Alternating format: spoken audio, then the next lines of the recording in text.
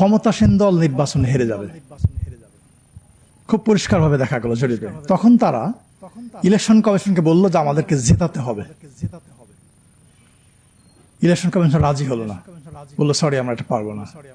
তখন সরকার ইলেকশন কমিশনের যে ফান্ডিং অর্থাৎ টাকা পয়সা, বেতন ভাতা, নির্বাচনের খরচ সব বন্ধ করে দিল। ইলেকশন কমিশন কোথায় যাবে? অর্থাৎ এই যে ইঞ্জিনিয়ারিং কথাটা আসছে, এটা মূলত কারা করে? দলগুলো করে, সরকার করে, ক্ষমতাসীন দল করে। এটা তাদেরই টার্গেট, ক্ষমতায় থাকার টার্গেট। এবং আর যারা করে তারা, যারা ক্ষমতার বাইরে আসে তারা ক্ষমতায় আসার জন্য করে। এবং এইটা দুই রকম হয়, একটাকে আমি বলবো স্মার্ট ইঞ্জিনিয়ারিং, আর একটা আনস্মার্ট, যেটা সবাই বুঝে ফেলে। স্মার্টটা বোঝা যায় না, সহজ না, খুব কঠিন কাজ। যেমন ৮ নিয়ে অনেক কথা উঠছে, আমি আর ব্যাখ্যা দেবো না, কিন্তু ৮ সালে ইলেকশন নিয়ে IRI, ইন্টারন্যাশনাল রিপাবলিকান ইনস্টিটিউট, ওরা অবজার্ভ করে বলছিল best election in the history of Bangladesh. আমি কোট করে বললাম best election in the history of Bangladesh. তারা ঠিকই কথা বলছিল, বাট এখন there are lots of questions about this election. প্রচুর প্রশ্ন উঠতেছে, তাই না? এই যে 14 সালের নির্বাচন, আমরা সবাই কি বলি, মানে যারা আওয়ামী লীগের পক্ষে যারা সাফাই গায়, লজিক দেখায়, তারা কি বলে, বিএনপি ইলেকশন আসে না, আমরা কি করব, আমাদের কিছু করার ছিল না। বাট এটা নিয়েও কিন্তু অনেক স্টাডি আছে। হার্ভার্ড ইউনিভার্সিটি এবং ইউনিভার্সিটি অফ সিডনি, ওদের একটা ইন্ডেক্স আছে, আপনারা যারা স্টুডেন্ট আছেন এখানে একটু সার্চ করে দেখবেন পড়াশোনা করার জন্য। PEI, perception of electoral integrity. ওরা এই নির্বাচনটাকে বলে ব্যর্থ নির্বাচন, ইংরেজিতে বলছে ফেইলড ইলেকশন। ঠিক এই টার্মটা ব্যবহার করছে। হ্যাঁ, যদিও আমরা বলি যে এটা আইনগতভাবে বৈধ ছিল, এরকম ছিল, এরকম ছিল, নানা রকম কথা বলি, বাট এরকম আমাদের প্রত্যেকটা নির্বাচন নিয়ে এই ইন্টারন্যাশনাল অনেক রকম রিসার্চ হয়েছে, নানা রকম কমেন্ট হয়েছে। এখন প্রশ্ন হচ্ছে ইলেকশন ইঞ্জিনিয়ারিংটা কিভাবে হয়? এটা সূত্রপাত হয় কিছুটা আসছে আলোচনায় নির্বাচন কমিশন নিয়োগ দিয়ে। একটা ইলেকশন কমিশনের স্বাধীনতা, কাগজে কলমে যাই থাকুক না কেন, বাস্তব স্বাধীনতা ডিপেন্ড করে আমরা কাদেরকে কমিশনার নিয়োগ দিচ্ছি, তারা কারা, তারা কোন রকম মানুষ। এবং বেশিরভাগ সরকারই এই আমাদের দেশে এই পর্যন্ত চেষ্টা করেছে তাদের প্রতি যারা লয়াল পিপল, যারা বিশ্বস্ত, যারা তাদের কথার বাইরে যাবে না, এরকম লোককে কমিশন নিয়োগ দেওয়ার চেষ্টা করেছে। এটা একদম প্রথম থেকে শুরু হয়েছে এই কালচারটা, এবং এটা বন্ধ হয় নাই। এটা এই কাজে এটা বন্ধ না হলে এই জিনিসটা হবে না। আর দ্বিতীয় যেটা হচ্ছে, এটা আলোচনায় আসছে সীমানা নির্ধারণ, এটাকে আমরা বলি জেরিমেন্ডারিং।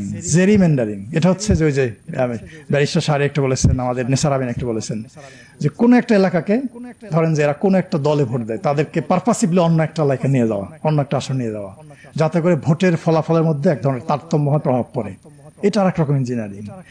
আর এক রকম ইঞ্জিনিয়ারিং হচ্ছে যেটা এই মানে আমাদের হয়ে আসছে, এই জন্য আমি বলছি সরাসরি, পলিটিক্যাল পার্টির নিবন্ধন।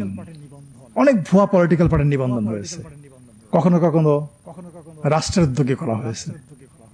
এইগুলোকে নিয়োগ দিয়ে নির্বাচনকে কোট আনকোট কম্পিটিটিভ করার চেষ্টা করা হয়েছে। এটা বিভিন্ন সময় হয়েছে, বিভিন্ন সালে হয়েছে। আর একটা ইঞ্জিনিয়ারিং যেভাবে হয়, মানে প্রসেসটা যেভাবে হয়, ভুয়া পর্যবেক্ষক সংস্থা বা পর্যবেক্ষক নিয়োগ, এভাবে হয়েছে অনেক। এই যে ধরেন যে 2024 সালের নির্বাচনে অনেক ভুয়া পর্যবেক্ষক সংস্থা ছিল, অনেক ভুয়া পর্যবেক্ষক কেন্দ্রে কেন্দ্রে ছিল। সেই এই তাদেরকে ব্যবহার করে কাজে লাগে এই কাজগুলো করা হয়েছে। তারপরে যে সাংবাদিকদের কথা আসছে, তাদেরকে এক্সেস না দেওয়া। আমাদের কিন্তু সাংবাদিক নীতিমালা আছে নির্বাচন কমিশনের, এই যে সাইম সাহেব হয়তো এটা ওইভাবে কাভার করেন নাই, কিন্তু সাংবাদিকদের এক্সেস ওইভাবে দেওয়া হয় নাই, যাতে করে তারা ওই কি হয়েছে না হয়েছে কেন্দ্রের মধ্যে সেটা দেখতে না পারে। তবে এই যে কাজগুলো এটা খুব কঠিন কাজ। কঠিন কাজ কি কারণে? আপনি ধরেন ওই যে সারিয়া সাহেব এটা দেখাইছে আপনাদেরকে, যে বাক্স ভরে গেলে পরিবর্তন, এটা কিন্তু খুব ডিফিকাল্ট একটা কাজ, সহজ না। কিভাবে? একটা বাক্স যখন ফাঁকা থাকে, অর্থাৎ আগামী নির্বাচন শুরু হবে কয়টায়? ভোট গ্রহণ সকাল 7:30টায়। তার আগে প্রত্যেক সহকারী প্রিজাইডিং অফিসার এই বাক্সের চারপাশে প্রথমে বাক্সটাকে সে ফাঁকা করে এনে দেখাবে। দেখানোর পরে উনি চারপাশে 4টা লক লাগাবেন। এই লকটা বাঁশের পাতার মতো চিকন, সবুজ রঙের, এবং প্রত্যেকটা লকের আলাদা নাম্বার আছে। এই নাম্বারগুলো ভোটাররা তখন উপস্থিত থাকতে পারে না, আনফর্চুনেটলি, বাট ওখানে থাকে পোলিং এজেন্টরা, পর্যবেক্ষকরা, সাংবাদিকরা, তারা থাকতে পারে। এই যে 4টা লক লাগালো, ওই নাম্বারগুলো সাধারণত পোলিং এজেন্টরা নোট করে রাখে যদি ইলেকশন ফেয়ার হয়, যদি পোলিং এজেন্ট না থাকে। বাট আমরা তো দেখেছি অনেক নির্বাচনে পোলিং এজেন্ট ছিল না, কিংবা ডামি পোলিং এজেন্ট ছিল, তাই না? সো 4টা লকের নাম্বার ওনারা লিখে রাখে।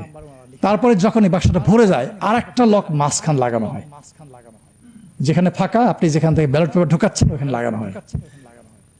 তো এইটা, এই 5টা লকের নাম্বারই পোলিং এজেন্টরা লিখে রাখেন, এবং যেহেতু তারা সারাদিন কেন্দ্রে থাকেন, গণনা করার সময় তারা আবার লকের নাম্বারটা মিলান যে ওই নাম্বারটা আছে কিনা লকের মধ্যে। কাজেই এই কাজটা কিন্তু অত সহজ না। এবং আরেকটা বাক্স যখন দেওয়া হবে তখনও কিন্তু ওই একইভাবে 4টা লক লাগানো হবে সবার সামনে। কিন্তু 2000 মানে যখন ইলেকশনের এই যে ম্যানিপুলেশন হয়, ইঞ্জিনিয়ারিং হয়, তখন আর এই ঘটনাগুলো, এই যে প্রসেসটা, এই প্রসেসটাকে ফলো করা হয় না। যেমন ধরেন যে প্রশ্ন উঠলো যে রাতের বেলায় ভোট হয়েছে 2018 সালে, এবং আমি এবং ব্যারিস্টার তাজরিয়ান দুইজনই জাতীয় নির্বাচন তদন্ত কমিশনের সদস্য। আমাদের প্রতিবেদন এখনো সাবমিট হয় নাই। মানে একটা বড় জিনিস হচ্ছে যে বাংলাদেশে এই যে ইলেকশন ইঞ্জিনিয়ারিং, এটা নিয়ে কিন্তু খুব বেশি স্টাডি হয় নাই। যেটা হয়েছে খুব সারা বাট খুব ওইভাবে যে কোনো রিসার্চ হয় সেই জিনিসটা হয় নাই। বাট তারপরেও আমরা চেষ্টা করেছি যে তদন্ত কমিশনের প্রতিবেদনে এগুলোকে কভার করার জন্য। কিন্তু যেহেতু আমরা প্রতিবেদনটা এখনো সাবমিট করি নাই সরকারের কাছে, এই জন্য এটা নিয়ে আমি ওইভাবে ডিটেল আপনাদেরকে বলতে পারবো না। বাট ইন জেনারেল আমি কিছু কথা বলেছি এবং আরেকটু বলার চেষ্টা করবো। মানে যেভাবে হয়, যখন আপনার এই ইঞ্জিনিয়ারিংটা হয়, এই যে ম্যানিপুলেশন হয়, ভোট জালিয়াতি হয়, এটা ভোট জালিয়াতি ইঞ্জিনিয়ারিং একটা পার্ট, তখন কিন্তু এই লক লাগানোর কোনো ধারণা থাকে না। হ্যাঁ, জাল ভোট গণহারে দিয়ে দেয়। যেমন ধরেন যে 2017 সালে আমি তখন একটা প্রতিষ্ঠানের পরিচালক, আমার মনে আছে গাজীপুর সিটি নির্বাচনের পরে প্রেস ক্লাব একটা মিডিয়া ব্রিফিং করলাম, এবং আমরা বলছিলাম যে গাজীপুরের 67% কেন্দ্রে কোনো না কোনো অনিয়ম হয়েছে। এই সাইম সাহেব আমাকে প্রশ্ন করেছিল তখন, মানে আমি তখন ডায়াসে বসা, যে তাহলে আপনি কি ইলেকশনকে ফেয়ার বলবেন নাকি বলবেন না? ঠিক এইভাবে কয়েকবার আমাকে প্রশ্ন করেছিলেন। এই প্রশ্নটা আমার একদম পরিষ্কার মনে আছে। তো ওই ইলেকশনের পরে একজন কমিশনার ছিলেন মাহবুব তালুকদার, নিশ্চয় অনেকে মনে আছে। উনি আমাকে ফোন দিলেন যে ডক্টর আলিম, একটু চা খাবো, আসেন। আমি কমিশনে গেলাম। উনি আমাকে বললেন যে আমি জানি ইলেকশন ইঞ্জিনিয়ারিং হয়েছে, বাট আমি ধরতে পারছি না, আমাকে হেল্প করেন। আপনার পর্যবেক্ষকরা যা দেখেছে ওই এভিডেন্স গুলো আমাকে দেন। তা আমি ওনাকে বললাম যে পর্যবেক্ষকরা তো চোখ দিয়ে দেখে, তাদের তো চোখটাই বড় এভিডেন্স। তারা তো ছবি তুলতে পারে না ভাবে, তাদের ছবি তোলার তো সুযোগ নাই। তারা তো কাগজপত্র আপনাকে সাবমিট করতে পারবে না, এই সুযোগটা নাই। এবং সারা দুনিয়ার পর্যবেক্ষণটা এরকমই হয়। তখন উনি আমাকে বললেন যে তাহলে আমি ধরবোটা কিভাবে? আমি তাকে বললাম যে একটা সহজ রাস্তা আছে, বাট আপনি পারবেন কেন জানি না। সেই রাস্তাটা হচ্ছে, যখন ব্যালট পেপারটা ইস্যু করা হয় তার কিন্তু 2টা পার্ট থাকে, এটা আপনার সবাই জানেন। ওই যে ব্যাংকের চেক বইয়ের মতো 2টা পার্ট, মুড়িপত্র থাকে আর কি, সহজ কথায়। যে পার্টটা দেওয়া হচ্ছে বা যে পার্টটা রেখে দেওয়া হচ্ছে বইয়ের সঙ্গে, 2টা পার্টের মধ্যে কিন্তু সিল থাকে, একটা সামনের দিকে থাকে, একটা পিছনের দিকে থাকে। মানে যেটা পার্টটা দিয়ে দেওয়া হচ্ছে ওটা পিছন দিকে সিল থাকে, স্বাক্ষর থাকে। আর যেটা বইয়ের মধ্যে আছে সেখানেও সিল স্বাক্ষর থাকে।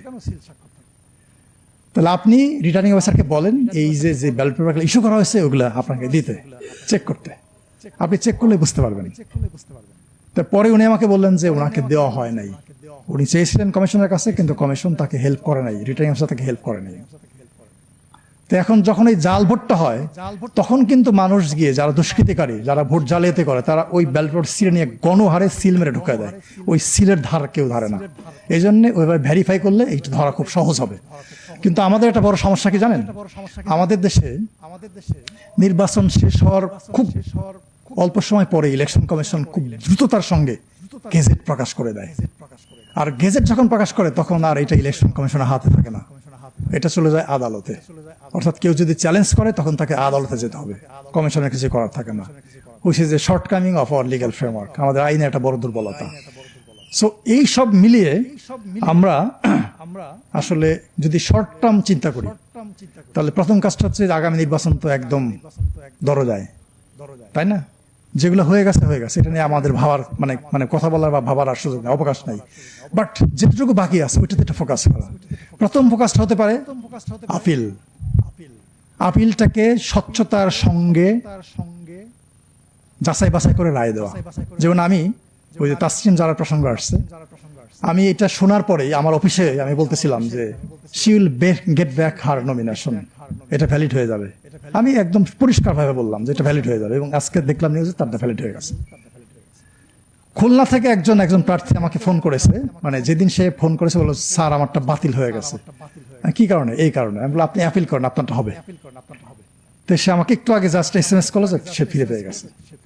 তা আমি বলবো যে প্রথম স্টেপটা হবে ইলেকশন কমিশনের এই আপিল প্রক্রিয়াটার মধ্যে স্বচ্ছতা আনা, এটার মধ্যে যাতে কোনো রকম অনিয়ম না হয় সেটাতে ফোকাস করা, এটা নাম্বার 1।